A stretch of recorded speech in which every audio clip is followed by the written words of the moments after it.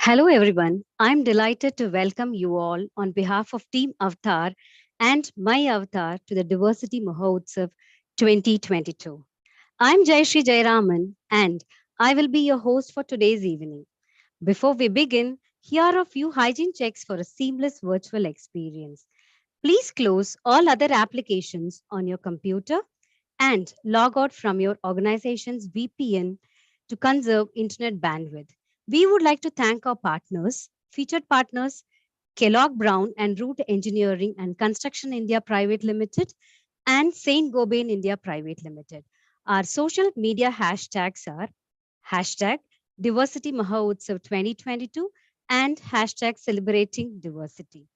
Do post your experience at Diversity Mahotsav on your social media handles with the hashtags. I would also like to inform you that all the Diversity Mahotsav episodes are being streamed live on the YouTube channel. Scan the QR code seen on your mobiles or laptops or computers to watch the Diversity Mahotsav live on YouTube. Alternatively, you can go to the link that is visible on the screen, or you can also use the link that we have posted on the chat box. Celebrating diversity in the workplace should be about bringing the workforce together in a natural way, where they can celebrate, engage, and champion each other's uniqueness. Diversity in the workplace is all about empowering employees by respecting and embracing what makes them different in all the ways. It means appreciating and understanding one another by truly embracing the differences. Avtar, a pioneer in the field of diversity, equity, and inclusion, had the vision to see more women participate in the workforce. While we have expanded our impact across diversity strands to cover people with special needs, disabilities, LGBTQ, to name a few, we have also recognized the need to mainstream discussions around diversity and inclusion. Now, let's listen from the founder, Dr. Soundarya Rajesh, on the vision of My Avatar.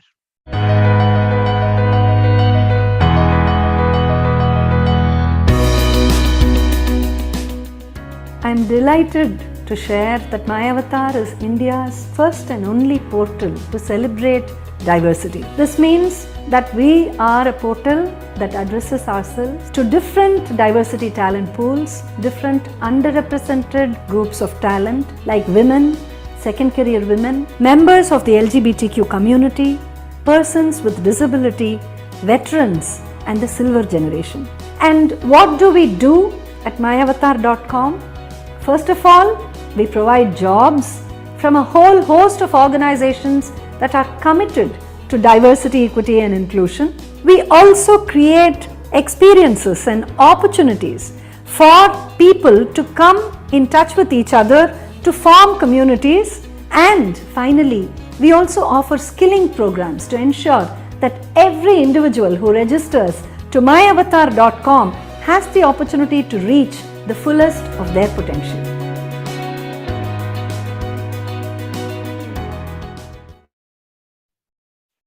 Diversity Mahotsav, a celebration of diversity by myavatar.com. Avatar's diversity hiring portal is one of its kind initiative. It aims to look for multi-pronged strategies to explore the world of opportunities out there for diverse groups. Diverse in its approach with experiential sessions, success stories, and skill building workshops. It recognizes that one size doesn't fit all, and that's there is a need for different levels of intervention. And with the second successive edition of Diversity Mahotsav, we look forward to expanding our impact in celebrating your diversity. I, Jayashree, once again welcome you all on behalf of Team Avatar, India's premier diversity, equity, and inclusion solutions firm, and myavatar.com, India's only diversity hiring portal, to the Diversity Mahotsav. Let's celebrate ourselves. Skilling, upskilling, and reskilling, the right way to advance your career. Investing in oneself in the professional growth journey comes from a mindset where you want to be prepared for the unknown future. Skilling, upskilling, and reskilling are a critical part of this equation. According to a research by 2022, at least 54% of all employees will require significant reskilling and upskilling. The half life of a job skill today is about 5 years and falling. For all employees, gender agnostic around the world, to thrive throughout and beyond the 2020s, will have to invest in comprehensive skilling programs, particularly in digital and data analytics. Today's panel comprise Manju Bharadwaj, Chief People Officer, Strive, and Padmini Priyadarshini Gorti, Head of Design, India at Kone. And the session will be moderated by Karthik Ekambaram, Executive Vice President and Director, Avatar Groups. Let's know about our panelists. Manju Bharadwaj is the Chief People Officer for Strive and is responsible for strategizing, leading, and implementing Strive's people programs. She is a specialist with a demonstrated history of working with different aspects of talent strategy and change management. Next, Padmini Priyadarshini Gorti has 18 years of experience, out of which she has worked with Kone over 10 years. She has also worked in different countries like USA, UAE, and India. She is now the head of Kone Design India. She parallelly heads other roles like Global Lead for Kone's Women's ERG Spark, Chairperson of ITEC Women Talent Council at Kone, and the Presiding Officer, POSH Committee. Moving on to Karthik Ekambaram, Executive Vice President and Director, DEI Solutions, a diversity, equity, and inclusion specialist who has completed several seminal projects successfully for various organizations. An MBA with over 19 years of experience in business analysis, talent strategy, and workforce diversity consulting. Karthik has devised flexible working policies and created diversity ready workplaces for several Fortune 500 organizations. Karthik has also co-authored several papers that has been published in journals of national and international repute. He has been conferred the Diversity Leadership Award by World HRD Congress. This esteemed panel will talk about the importance for skilling, upskilling, and reskilling programs for professionals and how these trainings can lead them to a successful career path. Over to you, Karthik. Thank you, Jayashree. Thank you for your kind Thank you. introduction and actually setting the context for today's session. It's a very important session, as you all know. We are actually talking about the skilling, not just skilling, but we're also looking at reskilling and upskilling, right? And I would also love to hear from our wonderful panelists today. We have a very good mix, right? We have somebody heading the people function and really looking at the entire aspect of the employee engagement, and skilling could be one of the key factors to that. And we also have Padmini from the business part of it, so it's a very good mix to have, right, in terms of really looking at and talking about this particular topic. So very happy to welcome you, Manju and Padmini, on this very interesting discussion. While we would love to hear your thoughts, we'd also love to hear from you your own personal sort of stories and how you have actually looked at the entire aspect of skilling in the rich experience that you have had over these years, right? So we'd love to hear some of your own personal stories, how you have actually sort of looked at your career, and all the growth that you had in a career. I'm sure is in your constant investment in sort of continuous learning and also looking at continuously enabling yourself with new skills, right? I think so. It's going to be very interesting, very useful session for all our dear participants today. And as we all know, and there are several data which actually, and Jayashree again mentioned a couple of them, right? Data that we're talking about. One of the data says almost 50% of the people who are currently employed need some sort of skilling, right? That's one very crucial data. It could be even more than that. In fact, what we're talking is everyone needs skilling, everyone needs reskilling, just not the 50% of it. So that's one. The second part of it, another very interesting data which shows up is the lifespan of a skill is just 5 years, right? And I think the trend is it's just going to be 3 years and 2 years. So there is nothing called you come up with a college degree or some postgraduate degree and you are set for your life. No, I don't think it is going to be that way. I think we really need to be in a student mode for the rest of our life. I think that is what is something that we can probably look at. So we're going to have some very interesting discussions today. What we will do is, we'll have, I think skilling is just not important for women or any diversity standard. I think we are just, it's important for everyone. I like to have your opening remarks. Manju, I'd love to start with you. What you on this topic of skilling, upskilling, reskilling, and Padmini, over to you as well after Manju. And then we slightly get into some of the specifics. And then we also get into specifics of looking at women and how important is to them the entire aspect of skilling, right? Manju, over to you for your opening remarks.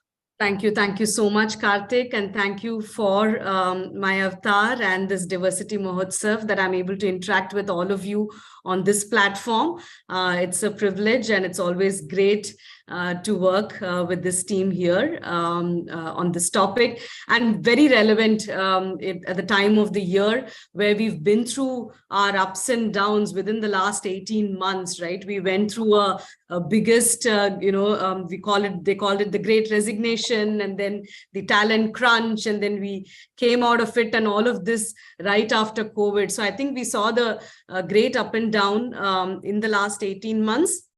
And what has made it more challenging is the rapid level of digital transformation and just organizational transformation that has happened post-COVID has made it even more challenging. So while we'll discuss my own personal story and everything else that I have learned in more than 22, 23 years of my career, where I think is critical right now, Karthik, that it's not just an individual manager organization, right? Today, the entire skilling agenda, having a great quality of education which builds sustainable communities, people who come into the workforce and youngsters who come into workforce having education and skill available is today UN Sustainable Development Goal, right? So we are not talking just at a small level. So I think it can only happen when governments, institutions, corporates, our own communities, and academic institutes come together, participate in making this a reality, right? And this transformation that we're talking about, the percentage of jobs that are not going to look like what they are looking like today, I think it's going anything between 54 and the more optimistic people are saying 85% may just not look like the same. So, the more the percentages here, you get a little bit more worried. So it's not possible for, just one or two institutions to come together to make this happen. And I'm so glad that it's getting run at all levels, both internationally, at the country levels, government institutions, private partnerships, and of course, through institutes like My Avatar and institutions like My Avatar who are already starting to think about how we will make our workforce future ready. So I'm looking forward to all of this to come together. And that collectively, as we've become so small as a as a globe today, that together we have to bring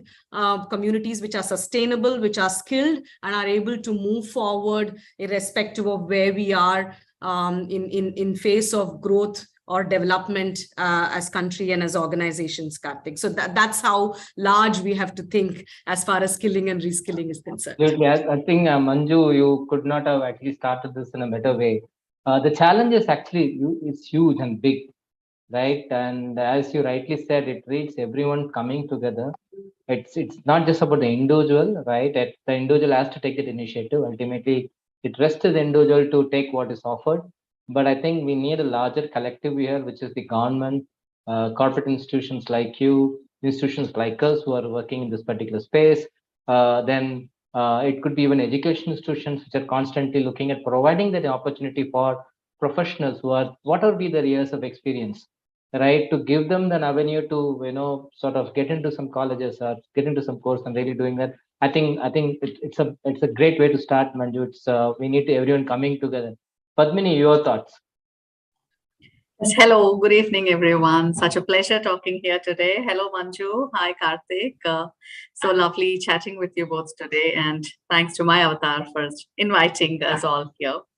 And, I think it's the perspective, the moment you said skill. And, I was actually surprised when you said skill is the life term of a skill is 3 years, 5 years. And I was thinking, hey, we are talking about technical skills here, but let's not forget the inherent people skills, the hard skills that are also equally important, because I'm one of those people who believes in hiring for attitude rather than qualifications all the time. So let's also not forget that those are very, very, very special skills, and they're going to travel with us for a lifetime. So there are these technical skills that you keep updating, but there are also life skills that you kind of need to keep updating and kind of believe in, and keep growing as you move forward. And I think one of the most important aspects is that we keep our mind open to possibilities, and just be aware that you never know where opportunities could take you. So if something is interesting and may not be relevant to you immediately, but if you still feel you want to explore it, go ahead and explore it. That would be my way of thinking when it comes to skilling and upskilling. Looking forward to what else we're going to discuss today. Thank you. I think again you made a great point. I think you're slightly trying to define the scope of the session today. So it's just not about technical skill. I think, as you rightly pointed out, the soft skills or the life skills that we speak about, is as much important today, right? Because what happens is, in a digital sort of environment, right? When we are connected virtually, there are certain skills which comes into play. When we even work from home, there are certain skills that are required and that needs to be demonstrated. And the workplace is constantly changing, right? And I think a great point, Padmini, that it's just not about the technical skills, but it's also some of the life skills that we really need to look at. And in that connection, Padmini, I would like to ask you a question. What do you think are some of the life skills that we really need to be either be aware of and constantly look at, evaluating, and really looking at how do we focus on them, and we don't lose some of the skills, but we also acquire some of the life skills. Any few skills that you think is very important today, or is going to be important the next life skills I'm talking about the next, say, couple of years or so, Padmini, your views. I think definitely, definitely. And this is also from my personal experience, both for me and what has worked for my team, is being open to learn, just having this attitude that, hey, I know so much, but there is also much more to learn. And there's nothing wrong in asking, hey, I don't know this. Can you tell me what is this about? So I think that's one of the most important skill that we kind of need to be in. And it doesn't matter what's your age, what's your qualification, but that's one of the key skills that can take you places. And this is also something I personally look for people when hiring to our department or our teams, because it's important. We as designers, we are constantly evolving, and we need to kind of be in touch with the world. So we do that. And I have also seen that not just to my immediate myself or my team members, but across that, wherever people are having this kind of an attitude where they're open to learning, they're ready to say, hi, I don't know this, but I'm open to learning this. That actually changes the whole context, the way a conversation can go. I think that's a very important skill. And the other one is learning to be connected. Like you mentioned, this we are now in such a digital world that we think we are connected, but sometimes we are digitally connected, but not really, people connected. So this learning the nuances of those, and because once you have established those, because working remotely, working digitally, the bond, the trust, all of those are important, which means this learning to be connected to people, to be there, even if it's like a 1 minute conversation. Those are, like, I would say, really key life skills at the moment. Yeah. Thank you, Padmini. I think you said it, and staying connected, even the simple aspect of even continuous learning, itself is an attitude and a skill that you really need to look at. What is that I really need to learn constantly, and look at what is it something that we need to acquire. Manju, as a person who is actually heading the people function, you're the chief people officer at Strive. How do you? We talk about this continuous learning, right? How do you sort of, can be taught somebody? Do you encourage people to have this continuous learning attitude, right? Your views on that, Manju? Right. So it starts from the very basics, right? Which means you have to have an organization culture which encourages people to innovate, create, be curious, right? So when you start, and it has to start across all levels, right? So it can't be from the top, it can't be a mandate from the top. So at every level in the organization, you have to build a culture first, which is of innovation, which is of creating, which is of telling people that the more you learn, it becomes easier. That's when you start developing understanding of what customers need, what the organization needs, and what as you as individual will need to be future fit and be future ready. The second most important thing is to start thinking big, right? And I will have to make people believe that they are responsible for their careers themselves, right? So how large can we take it, right? It is important to start making them believe very early on that specialization, don't run away from specialization. You only will get, in fact, encouraged to be specialists, encouraged in becoming a specialist. So that way, start making them think big in each, in aspects of learning is a very important part of helping build a culture of what we were saying of culture of curiosity and this one. Then, of course, enabling the methods in which teams can learn, right? How much are you going to open out opportunities? And not everything is going to come through a training and development or learning, right? So there's several learning that will happen on the job. There'll be peer learning that we will continue to do, and of course learning from your respective managers. And of course there's always content available online which we can consume and learn, but letting everybody know that all these forms are learning are available and it is open is the next important thing. So you open out methods of learning, and this learning methods is different for different people. Not everybody can just open a book, read 4 pages and absorb, right? So how do you then appeal to the type of learners that we have? Obviously that is the toughest thing which organizations today are struggling with, and I'm sure a lot of them have cracked the code on that. But then you'll have to create multiple methods and mediums in which you reach to them. But having said all of this, the company can build a culture of innovation. We can create big plans and opportunities for learning. We can create a lot of content and put it out there. But end of the day, we as individuals who want to learn should have the agility to do the learning, right? So I think sitting on the driver's seat to start that process becomes very, very important. While from a people perspective, we'll put the basics in terms of these 3 ready. But if the individual who needs to learn is not in the driver's seat, then we are not getting anywhere. So those are the foundations, Karthik, that organizations are putting in place. And how do we bring them and make them in charge of their career, their skilling, upskilling, reskilling is the biggest a question that we all have to ask ourselves and work together as a team.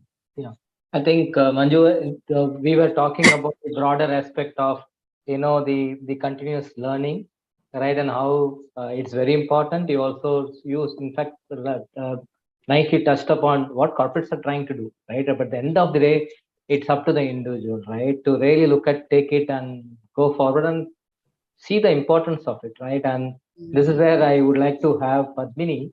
How do you go about identifying? So we are talking about one aspect of skilling is either you learn some new skill, reskill is you're trying to sort of skill yourself in probably some new areas, new functions, right? And upskill is you're trying to build upon whatever the skill that you have, right?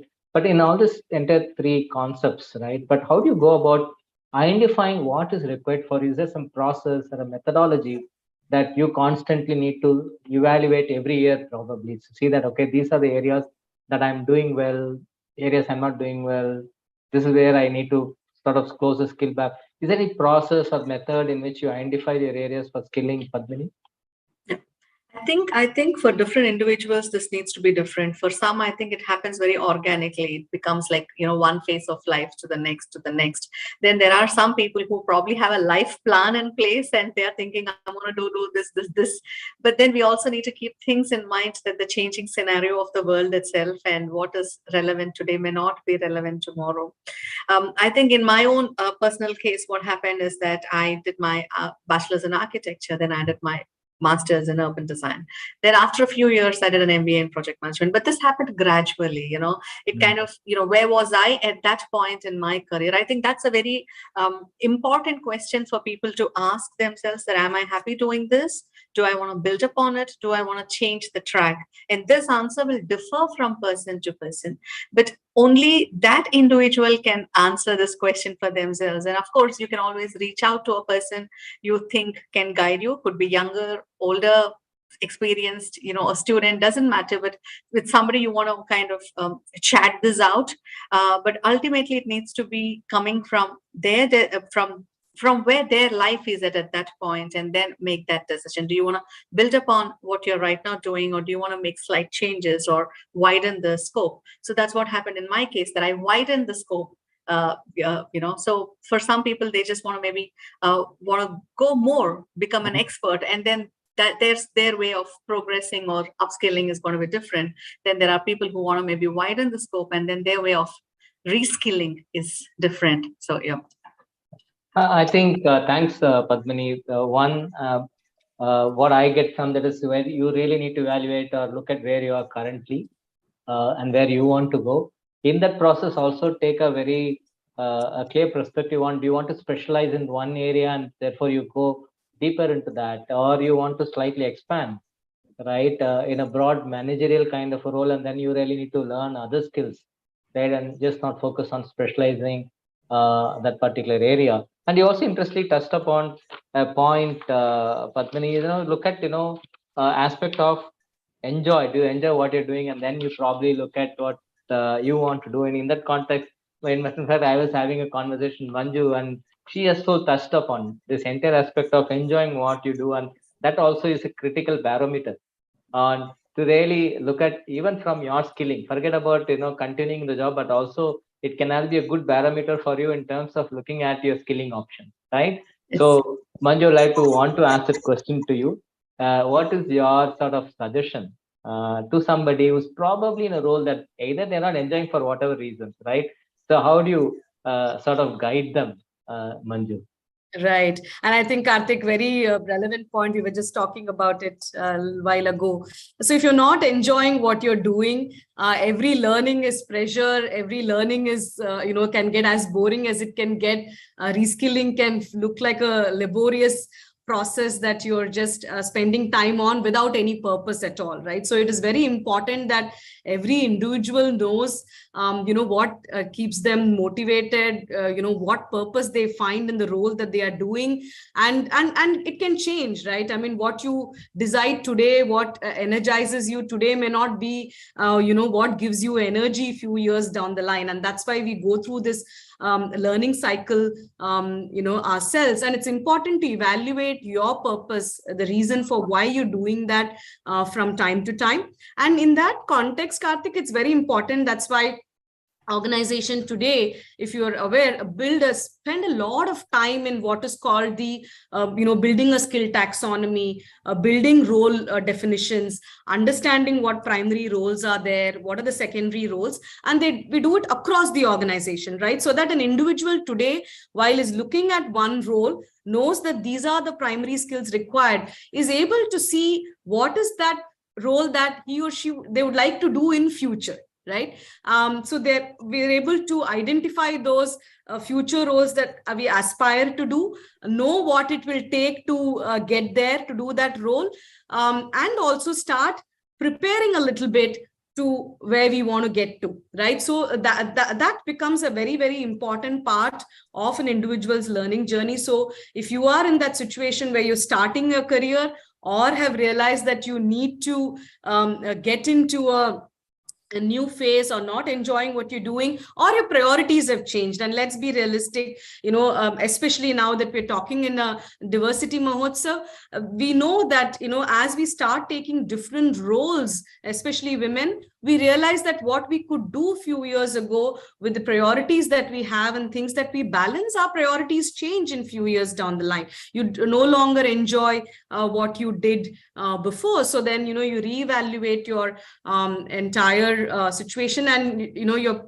what you aspire to do, your purpose completely changes. So to that extent, having that taxonomy, understanding of all those roles available out there, knowing what skills will be required to be ready for your future becomes one of the key responsibilities of the organization, also to be in a position to articulate. Two, for individual also to understand what gets them excited, and start identifying those roles that will keep them engaged in future. So these are two things I would recommend. It's never too early to get it done. Why should I think about what I want to do 5 years down the line? It's never too early. Start early. Keep a list of your list of roles that you would like to target, and start building it bit by bit. You're not going to be able to make the transformation, in a day. Learning is a process. You will learn bit by bit. I'm sure you'll be ready for what it takes in 5 years down the line.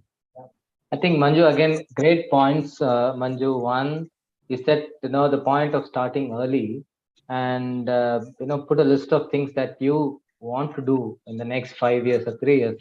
Another point that I really liked is you spoke about the entire aspect of purpose, right? Sometimes we always look at careers, maybe not as careers, but some jobs today, temporary things, right? And sometimes we enjoy or we don't enjoy. And I think this is where aspect of purpose comes into play, right? And the purpose can also really define the way that you're really looking at the area where you want to make your career, right? And I think, Padmini, I just like to talk a little about what I think this entire aspect of purpose and career. In fact, you also spoke about this maybe in a slightly different context, right? You are a B.Arch student, and you are then you are slightly expanded. Either there was a reason and a purpose to why you really wanted. So if you could uh, talk about this entire aspect of purpose and how it can really sort of guide you in making those career choices, and therefore it also lead to the kind of skill that you really want to build to sort of succeed in the career choices that you're making. If you could share some thoughts on how you look at the entire aspect of purpose to your career. Yeah, sure, Karthik. And I think that's a very, very what's a relevant question and a difficult question to answer, because this answer differs from people to people. But I think broadly we can again set it as there are people who like to have a fixed plan and a fixed path, and then there are people who kind of would want to are comfortable with ambiguity. So and I'm one of those people who's comfortable with ambiguity. So it's more like, let's see, and people change with age, with experience, with the context of the work they are doing. So sometimes maybe you have ABC in your mind, but then by the time you've completed A, you realize that maybe, hey, I need to make the shift. I need to make this lateral shift to something else. Or maybe you have fallen in love with a particular subject which you didn't expect 2 years ago when you started doing a particular task or a job. And then I would say, keep your mind open to that possibility. It's okay to have a plan, but it's also okay not to have a fixed plan. It's okay not to have a fixed purpose, but just be comfortable with that. That is important. And end of the day, you should be happy doing what you're doing. This is something I tell my team, that you should be able to smile on your way to work. If you're not, then you should be reconsidering, because there are no wrong people for a job. You're all right people. Maybe you're just at the different places. So you should be able to smile when you're going to work, and that's the most important. Are you able to wake up with a smile and go to your workplace, your client meeting with a smile? Then you're in the right place. That would be your checkpoint, and just chart your path from there. Great. I think, Padmini, you said, it's okay not to even have a purpose, as long as, you're really working on it and it's also looking. And I think, and I also believe that, while it is very important to look at it, it's okay. Sometimes at some particular point of time, it's okay you not to have a purpose, right? I think it's so fluid today, entire career that we're talking about, so fluid today, right? And enjoy whatever that you do. and today we talk about people taking sabbaticals and break to do something that they want to. They always come back to career and do that. I think it's a great point. But Manju, since you brought up the point of the purpose, I would like to ask you that we ask you that question again. How do you sort of link purpose to your career? If you could please share some thoughts. Right. So I think the toughest question, right, for all of us, there are organizations who are spending years to help teams identify what their larger purpose is. But like I said, for me, it is what drives you, in terms of how you want to contribute, not just for your individual family, but in a way that you want to contribute to the community and the society overall, right? So end of the day, as you start growing in your career, that is what will matter. It's important for them first as individuals to see, because in an organization, to see the organization's purpose, right? What is the strategy? What is the purpose of the organization is trying to drive? In that, how am I going to find how I'm going to contribute to that, right? So I'll need to find, so obviously you'll not get everything. The universe is not going to be able to, put that for you, but we'll have to start looking and breaking down in your team, in what you are doing, what is your purpose? Why are you here in that role? And what are you going to bring to the table, right? So that's the question that we'll ask. And then for the organization itself, then we start working, what is the organization's purpose, right? How are we going to, help our stakeholders, help our customers? How are we going to, contribute, as an organization to the larger purpose for which we are here? Is the layered approach that we usually take, Karthik. But like I said, it is not something that we will be able to do it overnight, but clearly a journey that each. Hello.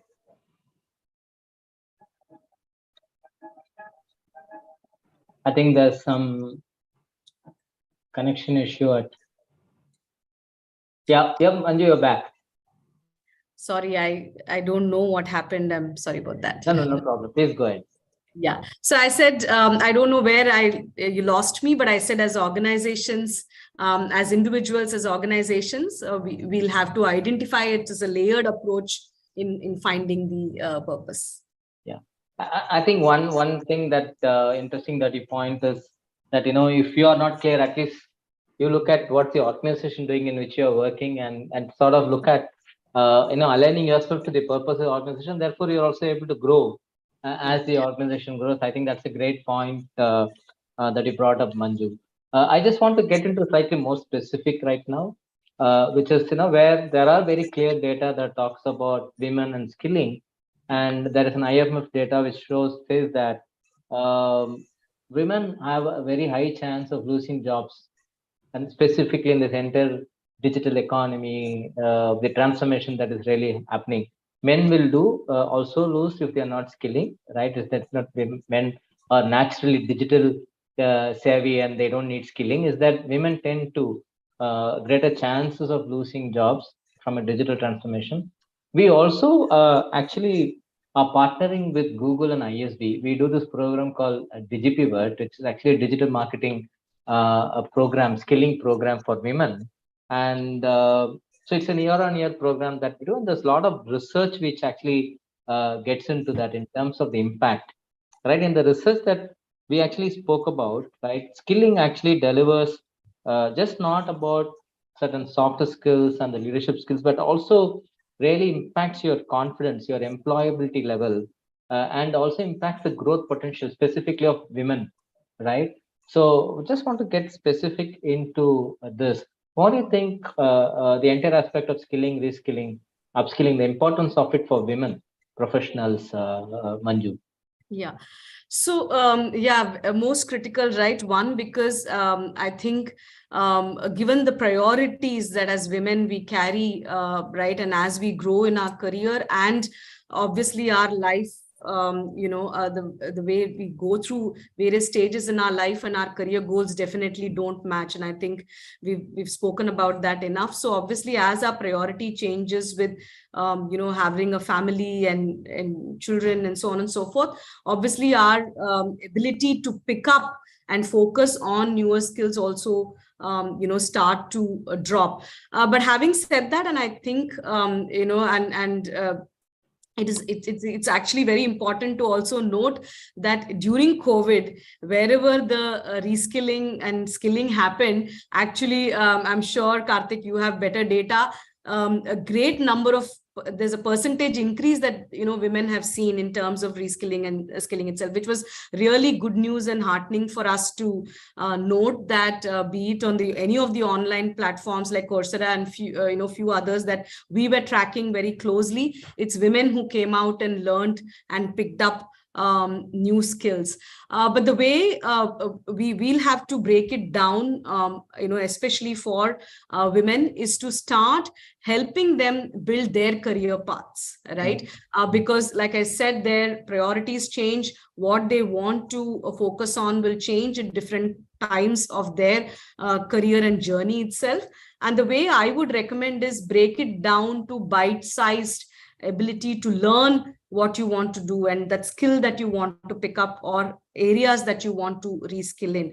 Because picking up a large program and not completing it, I have not been a big proponent of that, right? Because sometimes the minute we start thinking about it, we just go into a large program. It's very important to start picking up bite-sized small programs. For example, that you want, and I'll get to a little bit of specifics there. If you want to do project management, for example, and you enjoy project management as a skill, then identify a smaller area of project management course that you want to do, learn the basics, identify projects within the organization which help you practice that skill of project management in your organization. Work with your managers, leaders, to identify those small projects that help you, which where there's no fear of failure, because you're already doing a role, but you're only taking on additional and practicing that skill that is required for you to do. Because that's another area, women, we don't want change very quickly, right? We like change to happen quite seamlessly, and we take too much pressure on being perfect the first time, right? Always. So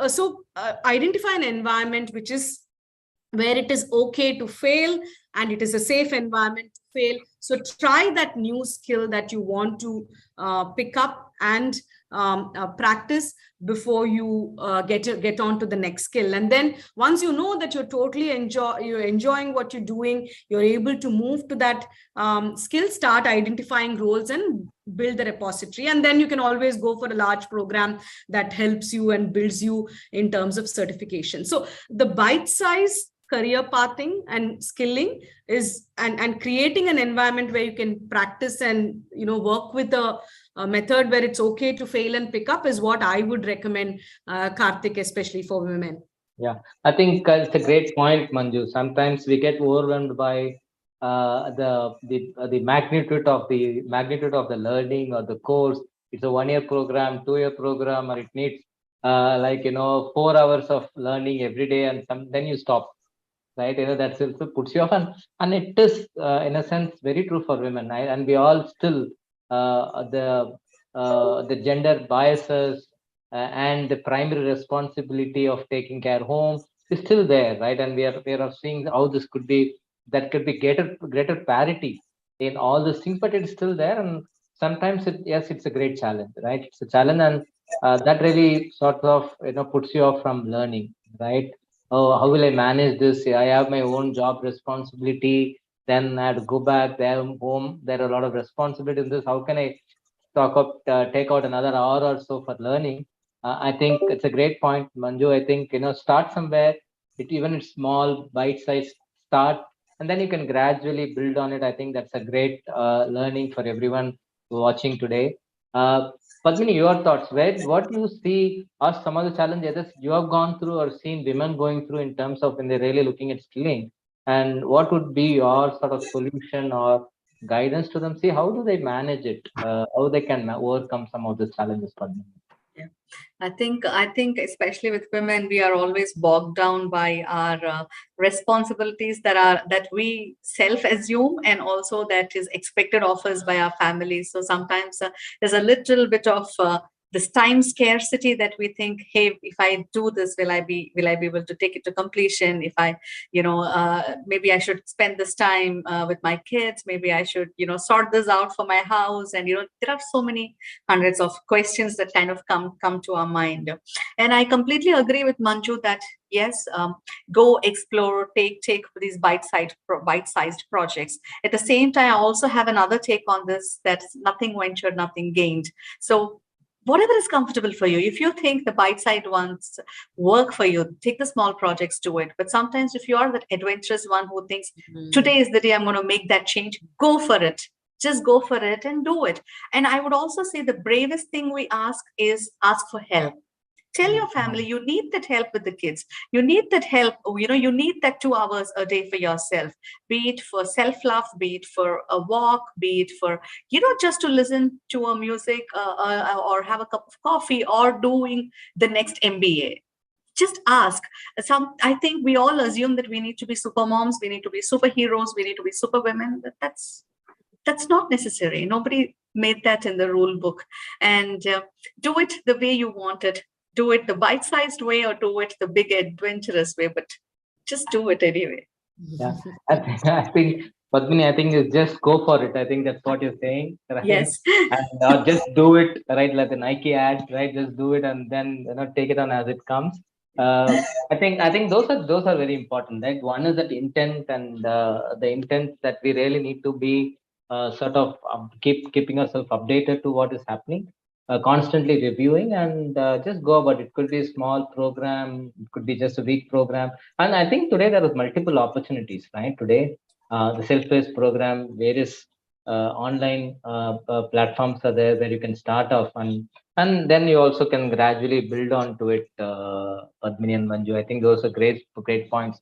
Another point that I also wanted to touch upon, Manju, specifically today, we are also looking at multiple generations in the workplace, right? One aspect, slightly again getting into specific, while you spoke about gender, right? But there is also sometimes a fact that comes that younger generation should start skilling, or somebody even at the mid level you need skilling. Sometimes when you reach a senior level, you probably think, is that makes sense for me to really go about trying to go to an institution or sign up for a program and learn.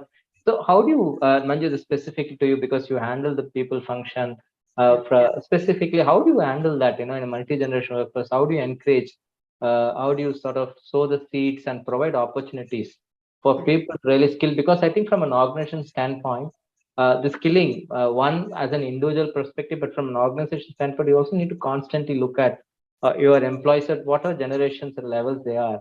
So how do you find any generational gaps when it comes to skilling, their interest and the intent to take up such programs, Manju?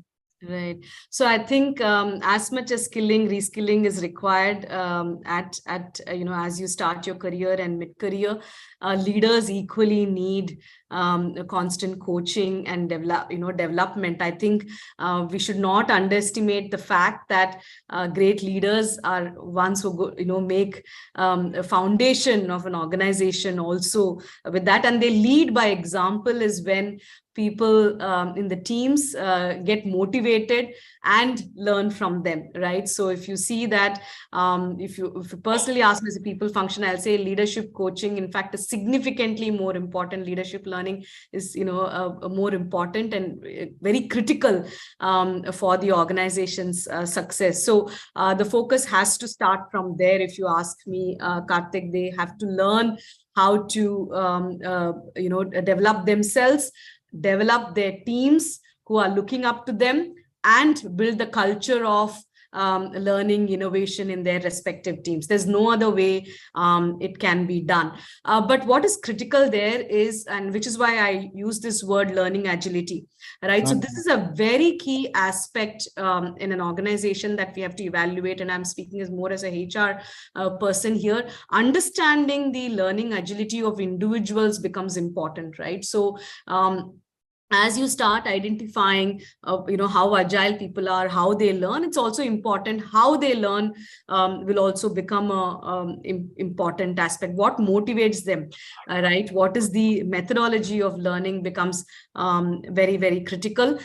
So these two are data that you need before you start a program, right? So and as organization and people function, talent function, we should understand that these are the pulses of the organization that you should know before you start initiating individuals into the program. And for each of that, based on their ability, their agility, and the methodology that they will look like, they look to, we'll have to customize the programs. And we don't want to get too much into the fact that someone likes to read as much as they can read in Twitter is one option that we have. Another where we can give 100 pages and still people will read and come back and do an assessment. But in whichever way it is, right, the methodology is that it's important that you evaluate where you stand, where your understanding is. So I'm sure everybody will tell there's a pre-assessment that is required to know where you stand, whether you want to go through all the 100 pages of the book, or that you've already are at a certain level of proficiency, so you only want to read the 500 words that you'd like to target, right? So there is a pre-assessment I will always recommend, and then go into in-depth learning where you think you need to update, and then come back and assess yourself as to where you are. So irrespective of whichever level individuals are, it's important to assess ourselves from time to time to see where we are, and then pick up on the skills that we need. And because the reason I'm saying this is we're all busy, we all have day jobs, we have things to do, right? But at the same time, learning every day, skilling, reskilling is a parallel activity. So it's important to do that dipstick from time to time to see, assess, check, and go back and learn where you think that you need. And I'll use the same methodology across, and irrespective of what the generation is, there's no generation that doesn't need skilling or reskilling, right? And I definitely I would recommend, and in fact, as much as possible, mandate a few hours across all generations.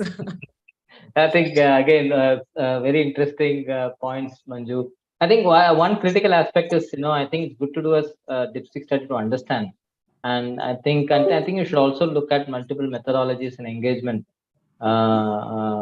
ways in which you really sort of offer this to people, right, and different generations. And today, I think that we can also stereotype anybody, right?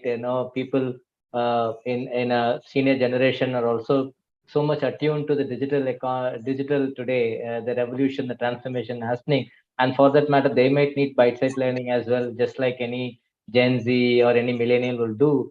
But it's good to do that. I think that's the best way to, and have this different methodologies engagement. You can't get stuck with just one way of learning. I think we really need to look at multiple options to engage with. We are getting very close to closing the day, and I would like to ask you both a very interesting question, right? When you look back, right, is there any area that you feel you should have learned, or skill that you have not done? It could be anything, right? Nothing to do with career, something that you feel you look back and said, if I was say 20 years back or 10 years back, 15 years, I would have learned how to do this or learn this, but I have not done this. Would you like to share something? If it's okay, if you don't want to share also, Padmini. The list would be endless, Karthik. I think we have another 6 minutes. You could go on. Before, because since you said Manju, yours is endless, I will ask Padmini first.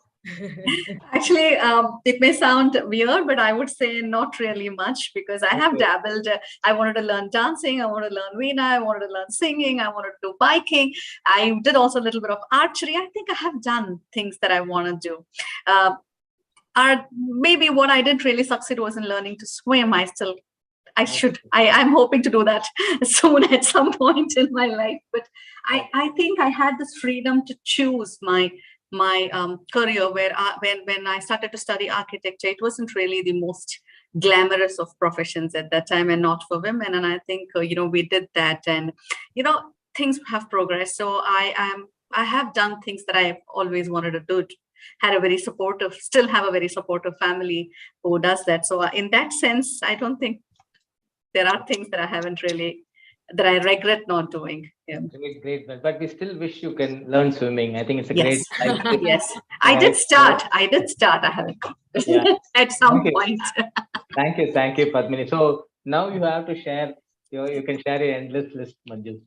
I don't know. So I was just saying that there are Just kidding, always things just kidding. that you, Yeah. no, not at all. There is always things that you would, want to pick up. Like you said, I would have loved to learn another language. I would have loved to, like Padmini said, a little bit more of dance, a little bit more of course, I learned swimming. Padmini, I ticked that off my list.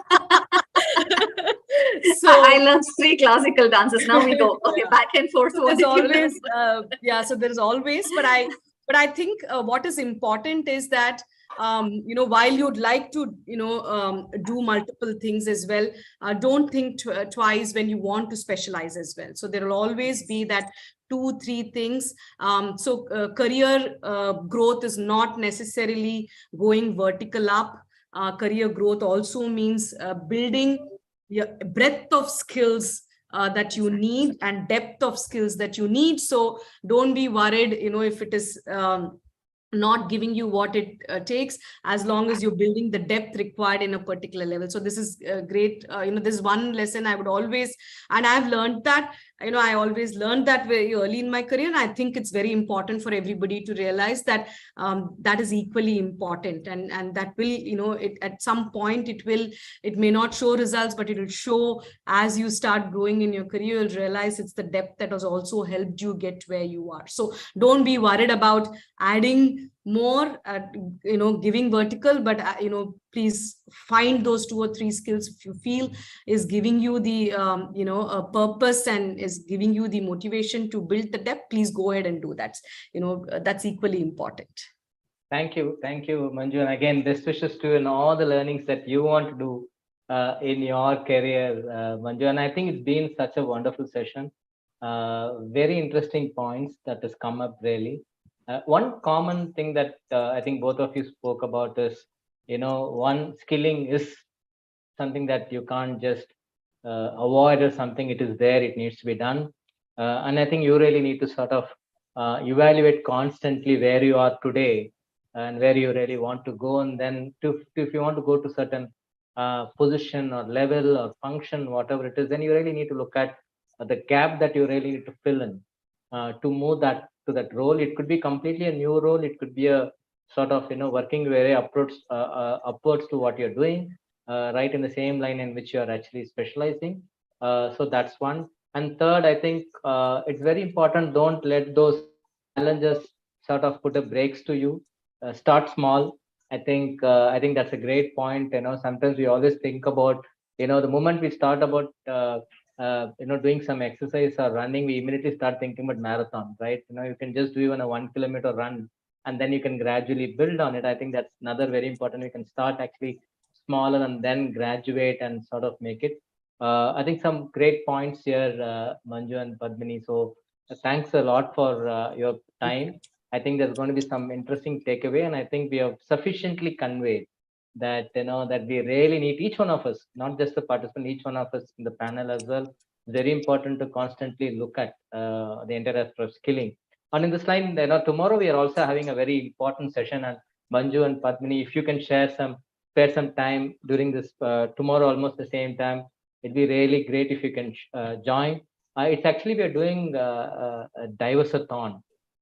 This is the first time that we're doing. We're having students actually talking about their entire aspect of how do you build inclusion in the campuses, in the society, and in the corporate workplace. You might get some very interesting points as well, Manju and Padmini, from a corporate perspective. There are students from BIMTech Noida, Geetam Business School, KJ Somaya, SES Mumbai, TIS, and XLRA. Actually, they are actually presenting tomorrow. If you can join, it's going to be very interesting. We are hoping that at the student level, at the college level, you're also able to build a lot of awareness and acceptance to diversity. And we hopefully, there's a lot of diversity that could be inclusion that could be built in the campus level. And when they actually come to the corporate level, right, the corporates don't need to break their head in terms of educating with respect to inclusion. So hopefully we are going to have some very interesting insights, learning from the student community tomorrow.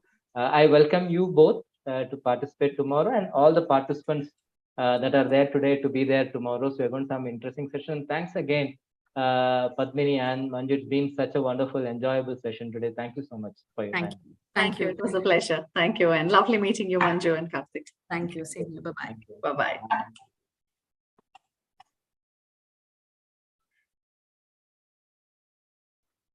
What an incredible and an informative session that was. Thank you, Ms. Manju and Ms. Padmini. Thank you so much, Karthik, for the inspiring moderator you were. Humongous information on upskilling and reskilling was shared, and some of the key takeaways for us are it's not just the technical skills that are important, but the life skills are equally important. Being open to continuous learning, that is, stay updated, enjoy what you do, self audit, consistent review, learning agility, practice the new skill diligently. Those were so amazing.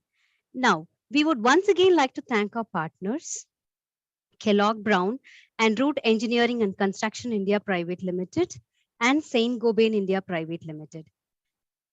We have another exciting day planned for Wednesday, that is 21st December 2022. Tomorrow we have Diversathon towards big impact, creating inclusive campuses in India.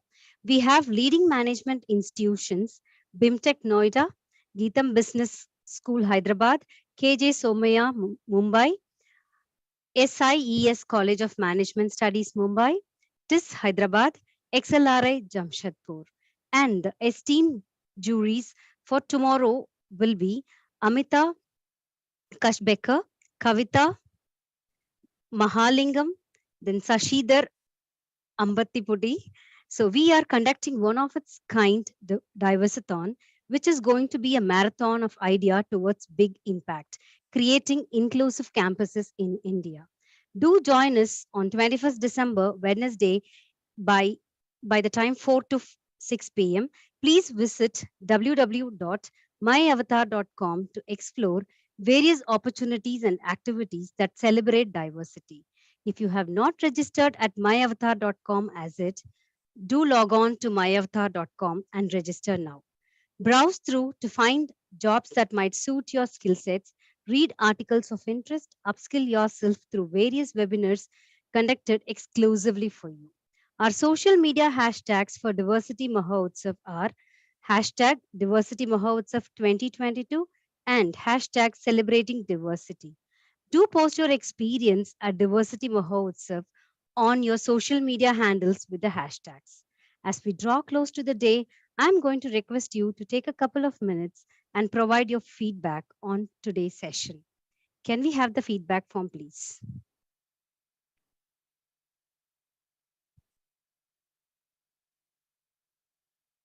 So here we have a range of questions for you, and your answers will help us understand your experience at today's session.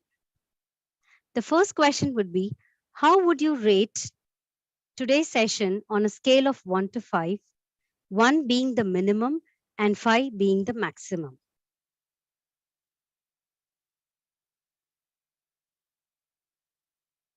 The second question, how would you rate our panel on a scale of 1 to 5, 1 being the minimum and 5 being the maximum?